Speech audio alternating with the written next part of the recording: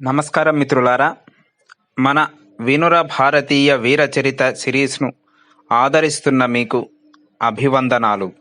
ఈ వీరచరిత వినుర భారతీయ వీరచరిత శతకం పేరుతో మార్కెట్లోకి వచ్చిన సంగతి మీకు తెలిసిందే.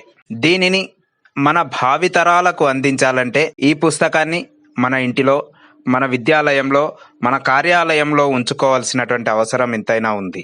అదేవిధంగా పిల్లలకు, యువతరానికి, పెద్దవారికి గిఫ్ట్గా కూడా, బహుమతిగా కూడా, కానుకగా కూడా ఇవ్వడానికి పనికొచ్చేటువంటి పుస్తకం ఇది మీకు కావాలంటే www.hindueshop.com ద్వారా ఆర్డర్ చేసి మీ ఇంటికే తెప్పించుకోవచ్చు.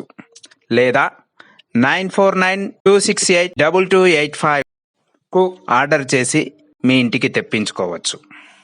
ఇక ఈరోజు పద్యం లోపల తన శరీరంలో ఒక్కొక్క అవయవం కోల్పోతున్నప్పటికీ ధర్మనిష్ట తప్పని ధర్మవీరుని యొక్క చరిత్ర తెలుసుకోబోతున్నాం.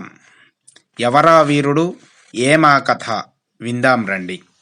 తనువు ముక్కలైన తప్పక ధర్మము స్ఫూర్తి నింపి దేశ కీర్తి బెంచే వీర శివుని సుతుడు ధీర శంభాజీయే వినుర భారతీయ వీరచరిత.